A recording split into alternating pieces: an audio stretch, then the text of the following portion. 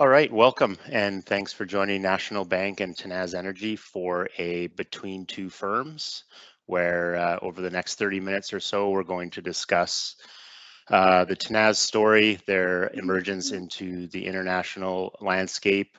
We'll hit on M&A, how what they see on the global landscape at the moment, capital allocation decisions as they think about spending over the next several years, and obviously the important European gas market. So special thanks to Tony, John, and team here who made time to participate in the discussion.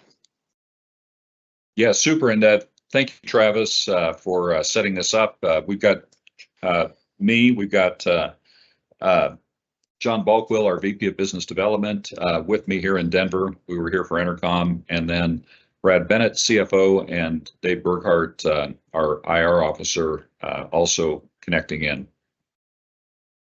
Fabulous. So I'll kick it off. I think it's important to talk about in terms of the European gas market. Lots of moving parts. Tony, you're a member of Naftogaz, which I find quite interesting, which is the Ukraine's state-owned natural gas company. So with what I think is some valuable insight from your perspective, could you give us your views on how you think the European gas market looks over the next couple of years?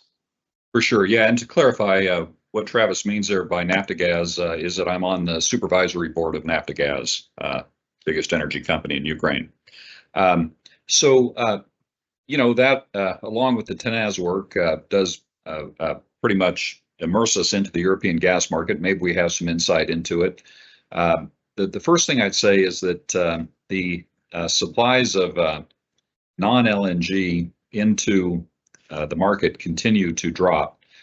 I'm pretty confident that the EU, maybe by the end of 26, definitely I would say by the end of 27, they're not going to buy any more Russian gas. Total Russian gas supplies, the limited remaining pipeline supplies coming in via Turkstream and LNG, total I think about 3.5, maybe 4 BCFD on average into the market. So, you know, I mean, it's not quite 10% of supply today. And I think that probably that is going to diminish and disappear. So there is a need to pick up additional LNG, maybe pipeline gas coming from Med or Norway into the market. It's going to, assuming this occurs, it would single-handedly soak up the LNG build in the US for 26. Perhaps on the order of half of the build or more, the proposed build for the U.S. For 27. So it does give you a way to continue to balance the market, even if there's no worldwide increase in demand, which almost certainly there will be something on the order of a 2% increase. So constructive on the basis of supply for that reason.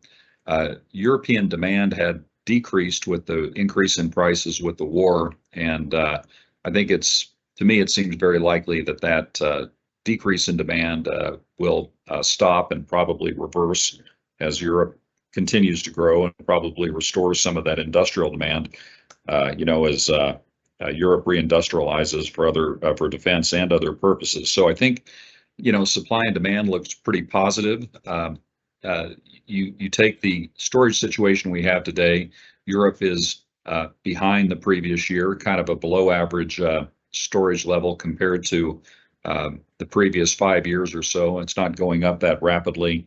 So whether or not that leads to a increase in prices in the winter will really depend on what kind of weather we have. But overall, I think it is a pretty constructive situation for European gas. The forward curve in Canadian dollar terms, you know, it's roughly a $15 price. Spot price maybe just a little bit below that now.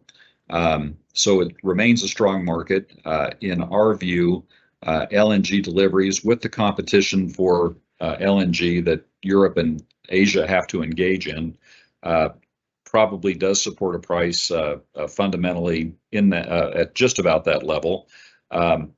So, you know, our view is that the forward curve can materialize for the next year and probably a price that is in this 12 to 17 Canadian per MMBTU is easily supportable and can go higher if there is a cold winter, given that storage starts a little bit lower than previous years. For the company, we have hedged a little bit over half of our exposure. This is detailed on the PowerPoint, and we can maybe put that slide up if you can see it. The hedging slide towards the end of the presentation. It's the hedges we have are pretty much in line with the market, but they represent really quite a strong level of cash flow. This is the slide I'm talking about. If you get it up on your screen there, in Canadian dollars per MMBTU, looking at the swap price in the middle, the hedges that we have on for 25 are in the range of 15 to 20 Canadian per MMBTU, a little bit above the current market, and for 26, about 15 Canadian per MMBTU. As we say in the top bullet there, 55% for 25, 36% at current production levels for 26. So a real good underpinning for cash flow for us, and really maybe just a little bit above where the market indicators are today. To complete off the hedging story, we have also hedged AECO. It's not a very important product for us, but hedged in the range of 2 to 350 per MMBTU. The product mix I think we have on the previous slide here. TTF exposure based on our guidance level, which includes the offshore assets that we bought after May 1, 3/4 to 80% of our exposure. When you put in the pro forma production for a full year out of the non-offshore assets, TTF exposure is about 85%. That remainder, 15%, is mostly Canadian oil and a smaller component of AECO gas, which we always kind of fear that AECO market a little bit, so we do tend to hedge it as well, but obviously at prices that are way below what we can get in Europe. So Travis, does that answer that? Yeah, that's perfect. Yeah, that's exactly, that's bang on. Maybe just one to round it out. How would you think about, you're nearly half hedged currently. How do you think about that on a rolling basis, and even as production grows, how do you think about that hedge exposure? We, as a general guideline, we like it to be half hedged on the current year, and about a third as you go into the next year, and then we let them drop off after that. So yeah, there's no rule, there's no covenant that requires it. There's no hedging policy that requires that level, but we think it's a reasonable level, and if we like the market, we're going to probably hedge at about those percentages. Okay, now into the exciting stuff. Everybody wants to know how they can make the next 10 plus bagger, and that's focused around M&A.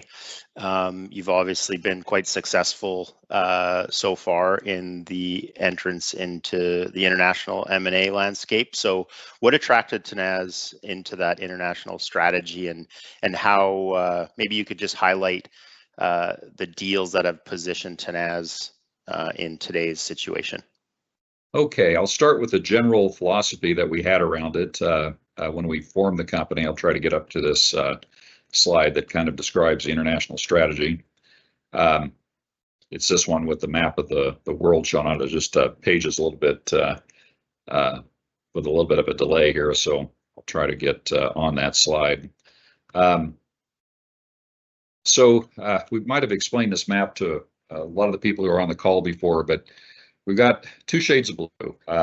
Light blue and dark blue both represent the countries that the team has experience in. We've either operated or we've done M&A evaluation and potentially deals in each of those jurisdictions that are colored in. We only would really consider, even at the very first stage of screening, the countries that are shaded in dark blue, and you can see the big majority are in Europe. That's our main area of focus. Secondarily, potentially Latin America, more tangentially, maybe MENA, maybe some expansion in Canada around our existing asset there. But the main emphasis really is Europe for us. In general, we like the international market because if we compare it to doing deals in North America, where the team has a great deal of experience as well and a great deal of success in the past, we just find that it's way less competitive in the M&A market. There aren't that many well-capitalized teams. There aren't teams that have the operating background, teams that can demonstrate to two groups, sellers and to governments, that we're capable of running the assets. So you just don't have the number of qualified competitors for assets that you have in North America. And that right there, I think everybody can see intuitively. It's been borne out by empirical studies in the past. When you have fewer bidders, you end up with a higher rate of return. You don't run into this winner's curse that you get into by the time you have 5 or 6 bidders for an asset. So that is the first driver. It's just lower multiples in the overseas market because of a lack of qualified, really competitors for assets. And really in most of these deals, John runs this program for us, but in most of these deals, they end up being essentially negotiated transactions. Even if the sellers started out trying to run a process, they end up with usually us or maybe one other party as qualified bidders, and of course that improves our rates of return when we make a deal. The second factor, when we're the operator, and generally we prefer that, there is a much greater opportunity to improve the operations. Yes, they're typically what companies might call mature assets that we're going for, but in fact, in practice, given the lack of capital that has gone into a lot of these, and NAM would be a great example of this. Really, they're kind of midlife assets to us, and we can affect much greater improvements in the operation, turn around the decline curve. We think in the case of NAM, we'll be able to do that just with workovers. We will drill as well, but we can probably turn it into a growing production base just out of the existing well set. So when you do this, first of all, you get a natural improvement in your margins, in your unit costs and your margins as you're driving up production and spreading fixed costs over a bigger base. But in fact, we also see absolute reductions in costs, and I think we're already experiencing this in the case of NAM. Both of these factors drive down the unit costs and give you better margins. So we find that this operating improvement is far more pronounced in the international assets as opposed to the North American industry that's been more heavily capitalized and again just much more competitive as assets change hands over time in kind of using up some of the project opportunity that exists in the fields that you buy. Again, NAM offshore is really a perfect example of this. One owner for the entire life of the assets. Some of the fields discovered as far back as the 70s, others in the 80s and 90s, very limited drilling after that. But with a single owner, you just didn't have that cycle that everybody is used to, where a new company comes in and uses up project inventory. It does lead to an increase in production when that occurs, but it means less is left for the future. And here with a single owner, very low investment, no wells, no tubing pulled in the last 15 years, one net well, I think, drilled in the past 5 years. It's quite a great example, kind of a poster child for what we're seeking to do as far as the opportunity for operating improvement. So a better multiple at entry plus greater operating improvements give you a much higher return on capital. What we think we can get in this type of asset is a lot of free cash generation at the same time that we have growing production.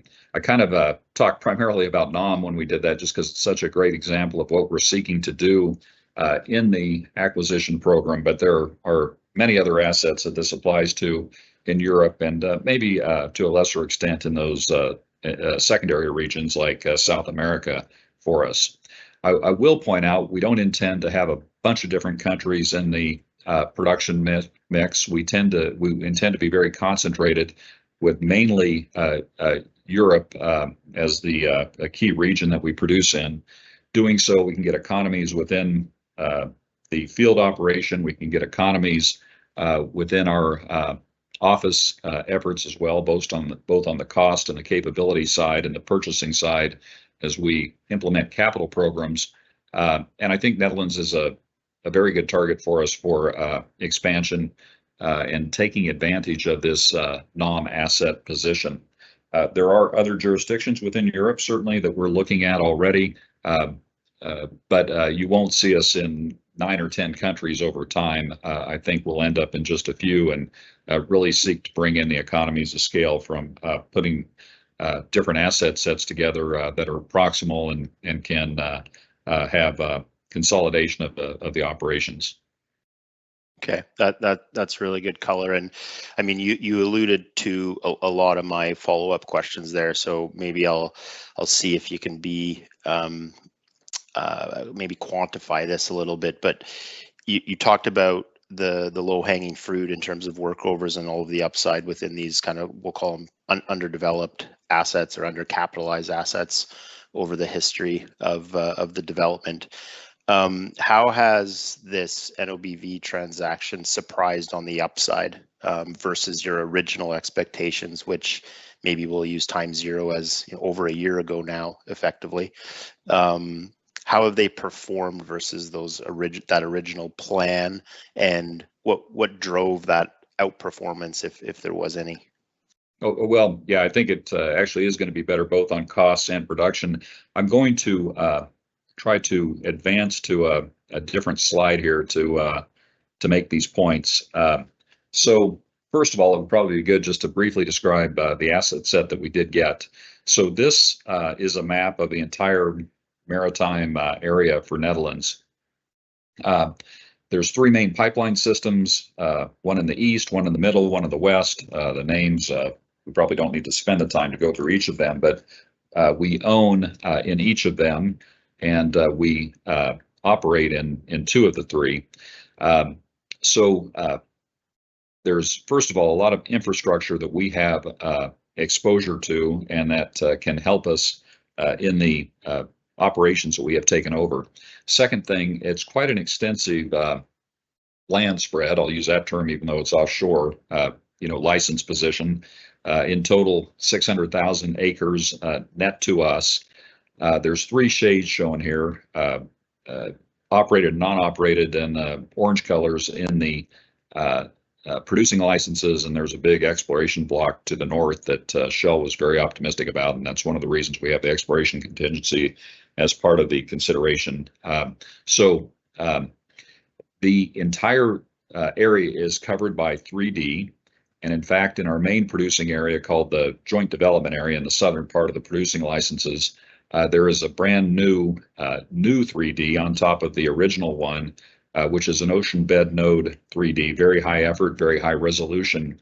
It is only now being interpreted because the data is pretty recent, and we're sure, in addition to the already identified targets, drilling targets that we have, it will probably yield a lot of new infill and extension opportunities in that main producing area. So we're set up very well with infrastructure. We're set up very well with 3D. It's a pretty decent sized production level already, about 11,000 BOED between the 2 previous non-op deals that we did and the NOM one, 100%, well, 99% TTF gas. And again, we operate 80% of it, which is pretty important to us. I'll speak in terms of what is different in the evaluation, maybe by, well, first of all, let me show you just a couple of slides to further describe the asset base, and then I'll go back to trying to quantify a little bit more what is different. So first of all, make clear it's predictable production, Rotliegend sandstone. That's been the cornerstone of the Northwest Europe industry since its inception, really. So we think we're going to be able to make accurate predictions about how not only the base will perform, but how these projects will do. The assets, of course, were maintained at the top level of asset integrity by any standard in the world by Shell, NOM being a 50-50 Exxon and Shell JV. We talked about the infrastructure. We operate the onshore plant that all this production comes into. It's the largest nameplate capacity plant in Europe, and it's a low base decline. 10%, the decline for the last number of years. It's permeable, which leads to the lower decline, and also there hasn't been recent drilling on it, so you don't have any of the higher declines due to having new production. With that 10% base decline, it's going to be pretty readily doable to replace that and actually have growth. I'm sure we can do that just out of workovers on existing wells once we get in there with our barge campaign in Q4, and that'll be augmented by a drilling campaign that also starts in Q4. So I think we're in very good shape with this asset base. So in terms of trying to quantify a little bit the potential here, I'm going to point to the McDaniel report, which they do for all our assets, the old Canadian assets, the old non-op assets in Netherlands, and these new NOM ones. In our evaluation of the property, we have either at the time before announcing the acquisition or the work that we've done since then, we've identified 100 different development locations. Now, these aren't 100% working interest. Our working interest is probably going to average about 45% on these assets, but 100 gross opportunities, something on the order of 10 to 15% of those made it into the McDaniel report at the 2P level at this point. We'll release a contingent prospective report later to quantify this a little bit more, but it's a pretty conservative estimate under NI 51-101 about what we can do. So for the company as a whole, what we're releasing to sort of quantify the production growth potential is just the 2P production from the McDaniel report. And this calls, in this case, is shown in the bar chart on the lower right, about an 8% compounded increase in production. With what we're seeing in the workover stream that is available to us, and as we mature these development locations, again, we're going to be drilling starting in Q4. I think that we'll have ultimately a better production profile than what we're releasing here in the what qualifies as 2P in McDaniel's independent estimate. Costs are definitely lower. There were a lot of indirect costs allocated into these properties that we do not have. In addition, we've been able already to affect some cost reductions through procurement, some policy changes.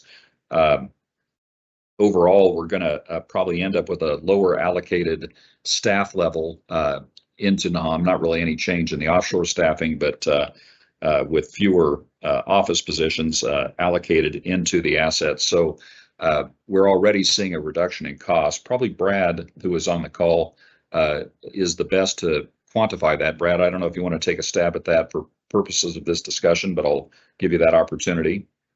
Yeah, I'd say, as you said, we're definitely our costs, even than we probably expected on the outset of the evaluation. Our ability to affect change in all levels of the organization, from a planning new campaigns perspective, and the base OPEX has certainly been pronounced. I'd say base OPEX that would have been included in the McDaniel report is probably on a run rate basis 20% higher than we would see on a run rate basis in the actual business itself, and that's before you get into any other improvements that we could make overall. Yeah, so I think that's a reasonable quantification of lower cost levels than what we base the evaluation on, and I think we will beat over time that 8% compounded growth rate. Again, the activity for us really picks up beginning in Q4, and so I think you'll see the production increases as we get into 26, 27, 28, and beyond. It should go on actually for a long time. There's one final way to sort of look at this, and I'm going to try to keep paging through. I know it's a little bit unhandy with the lag in the presentation, but I will refer to the deal structure for NOM to attempt to explain this. And the base consideration for this deal was 165 million euros at a January 1, 24 effective date. It took 16 months to close, and basically with the free cash generated during that time. There's a few other closing adjustments, but it's mainly about free cash generation. In that 16-month interim period until close, we ended up with a cash payment net of 8 million euros. So you can see how much cash generation capacity there was in the assets, even with the older cost levels. And we do expect those to come down pretty dramatically, as Brad is saying. And we expect to effect a production increase rather than having production decline out of the assets. But yet we did generate in a 16-month period something on the order, again, there are other closing adjustments, so this is an approximation, but something on the order of 157 million euros. The other real interesting part, I think, of the structure is the contingent earnout, where we're returning to NAM 50% of the free cash, so cash flow minus capex, minus any apex that we might do for 25 and 26, a quarter for 27, 3 individual annual calculations. Max payout of 120, there's no minimum payout.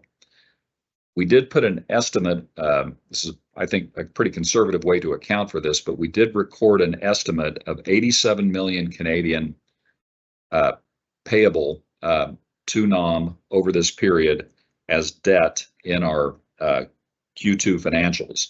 Now, you can see with the structure of the earnout being based on free cash, we do have a pretty good incentive to invest in the properties during this period. We are going to do that. That's why when we quote this rough amount of free cash generation based on the effective date consideration minus what we had to pay at close, that had no capex in there at all. There was no capital program being executed by NAM on these assets. So we will have a capital program. We want to ramp it up as quickly as possible. We're incentivized to do so, and we want the production increase. It does take a little bit of time to put these projects in place in offshore, primarily to contract for services, but you have to complete all detailed design and planning and procurement items. There's permitting on the new wells. It's pretty reasonable in the Dutch offshore, given that the government definitely wants to encourage offshore development, sort of being the only game in town for domestic production growth in Netherlands. But it still does take time to ramp those efforts up. We'll get a barge in Q4. We'll get the drilling rig in Q4, maybe not right at the beginning of the quarter, but during the quarter. And that will go against the earnout, that capex that we invest.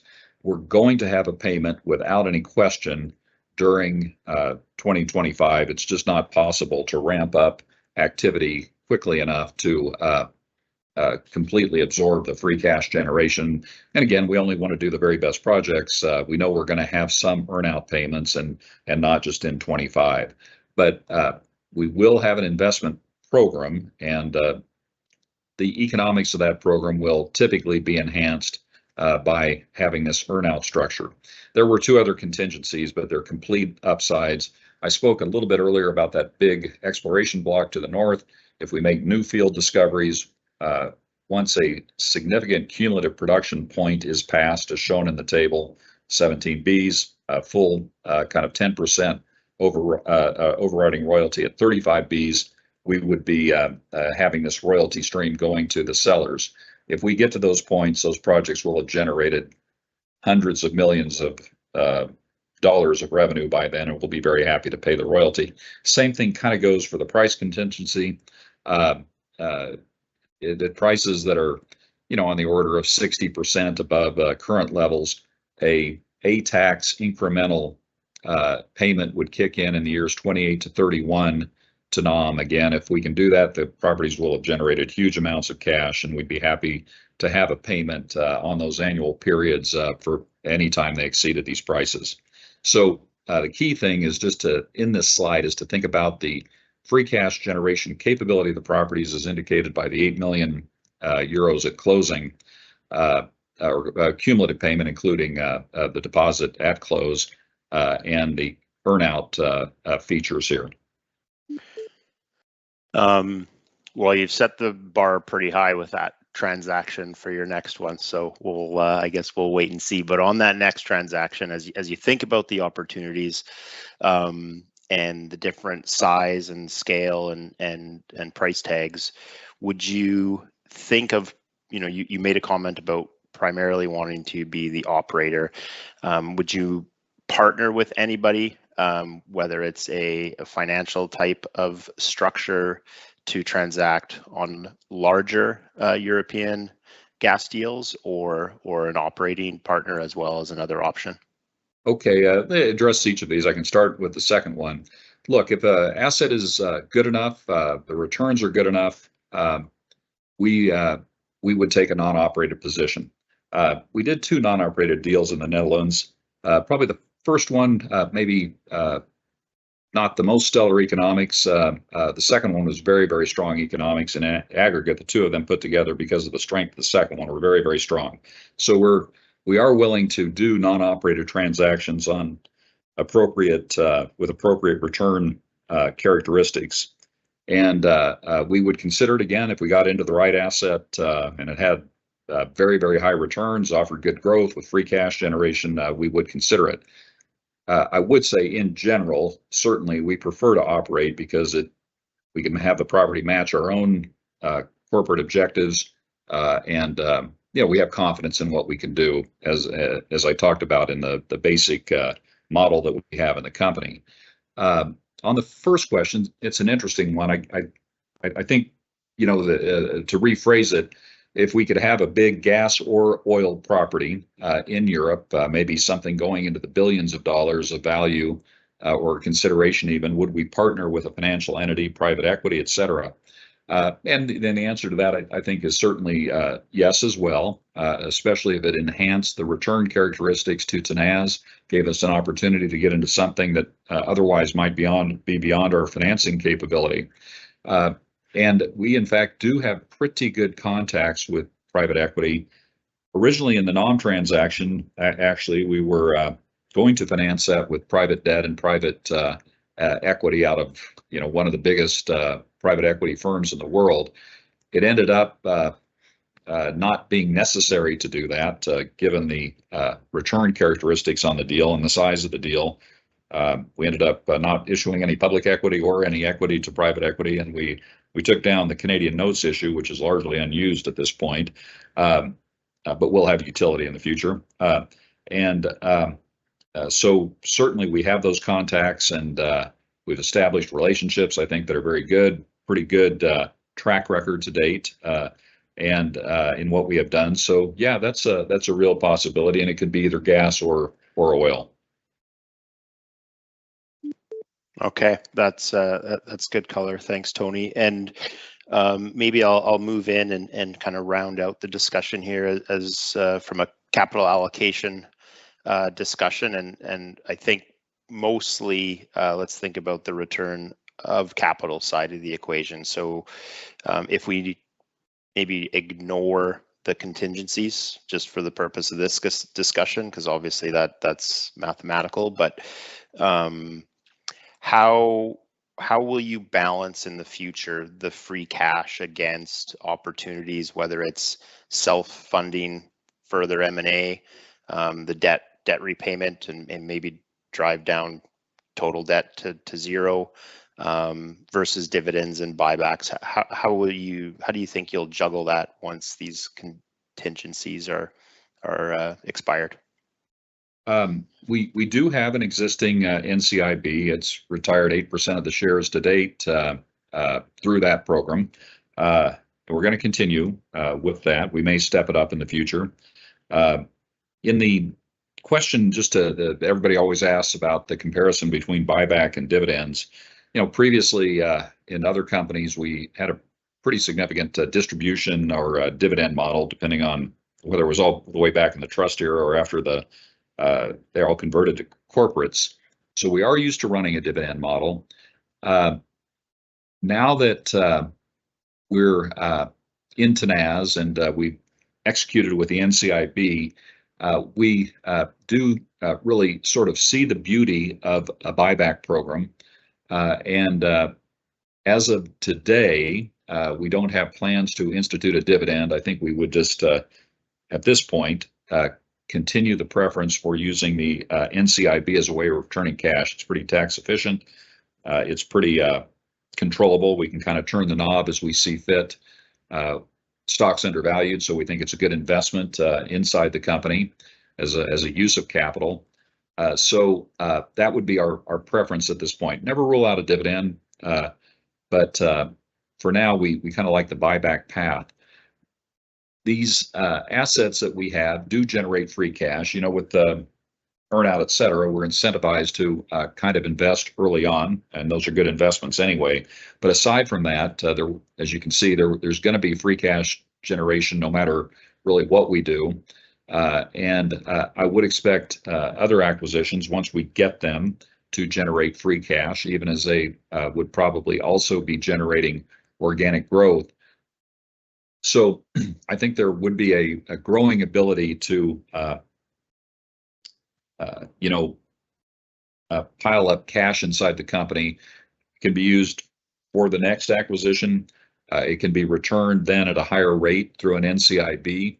And I think we would have those two uses. Exactly quantitatively how it would end up, impossible to make a prediction because we don't know exactly which transactions we're going to engage in, and we of course we couldn't guide to something like that anyway, because we don't provide any expectation, I guess, about when, if or when deals might occur.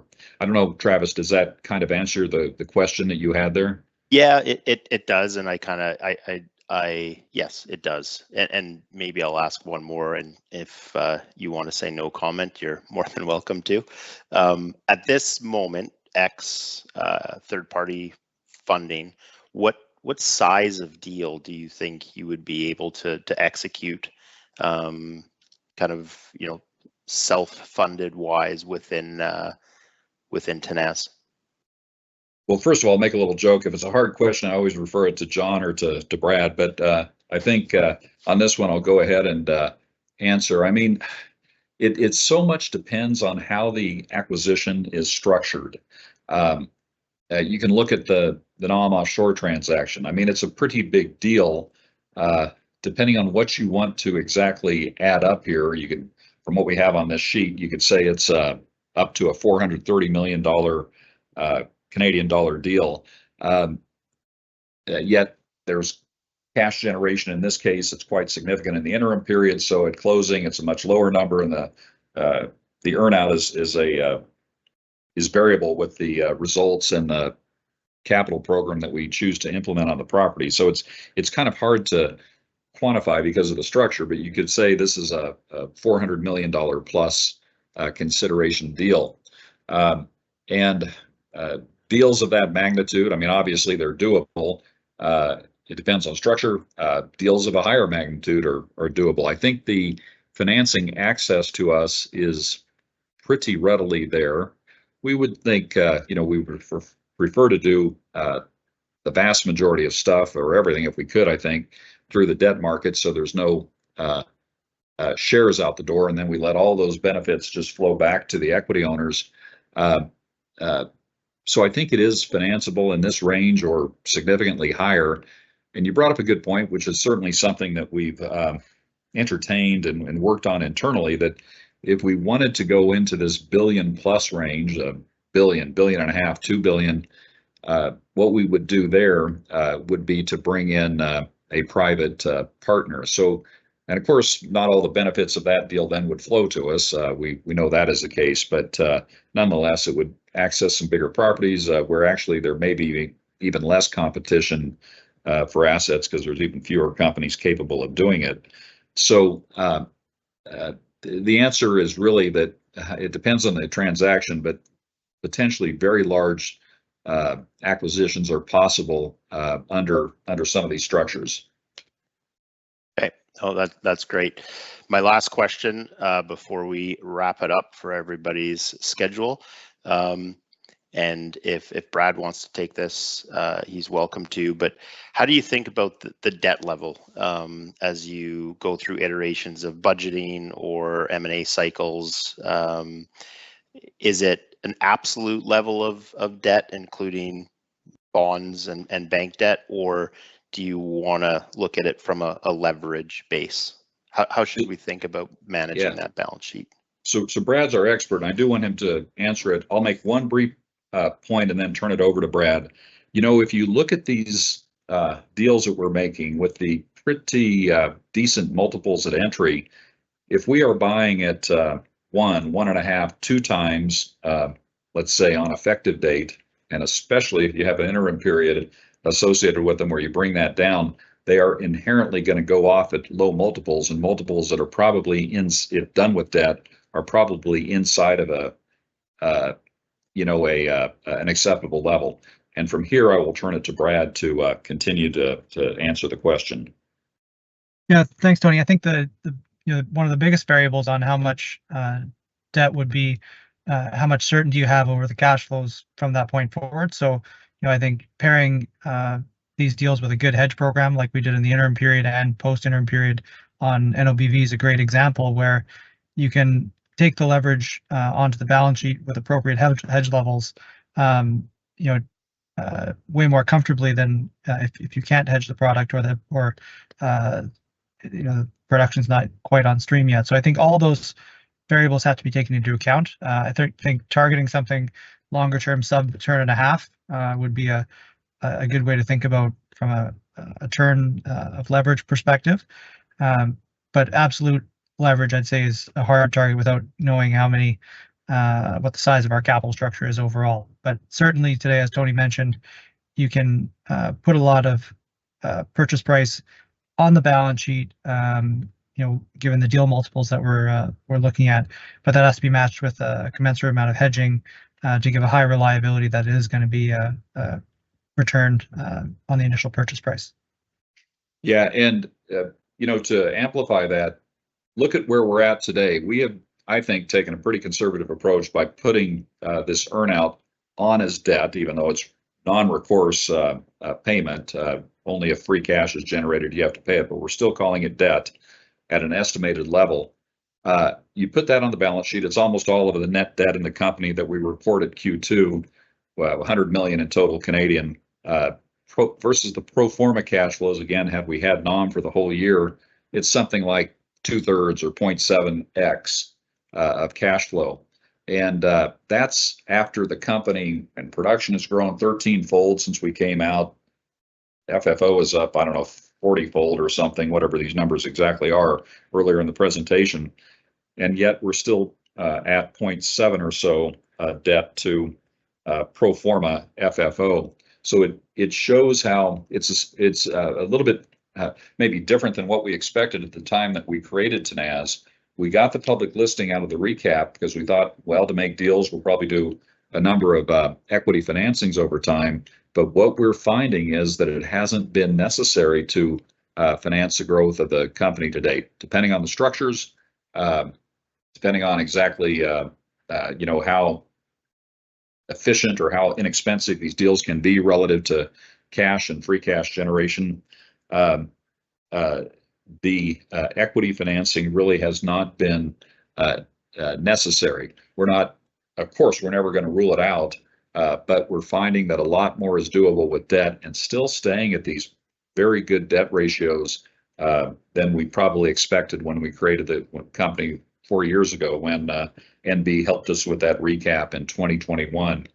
I think the public listing is still very good. It's a marker out there. It provides liquidity, a way for people to invest in the company in the secondary market, but it hasn't really been necessary for equity issuance. And I think this is good for the shareholders. You got a management team that is heavily invested in the company. Every employee is an owner of the company, while keeping the company conservative, safe with respect to debt levels. We want the benefits to flow to the owners of the company when we do this work. Okay, well, that's great commentary. Thank you all. I know you're all busy traveling, so again, appreciate the time to jump on and do the call. And for the clients on the line, feel free to reach out with any follow-on questions to myself, your sales contact, or the Tenaz team themselves. So thank you very much, and safe travels back home, guys. Yeah, thank you, Travis, and to everybody else at NB, and to everybody who might have been listening on the call. Very good questions, and we're happy to chat with anybody individually if you would like.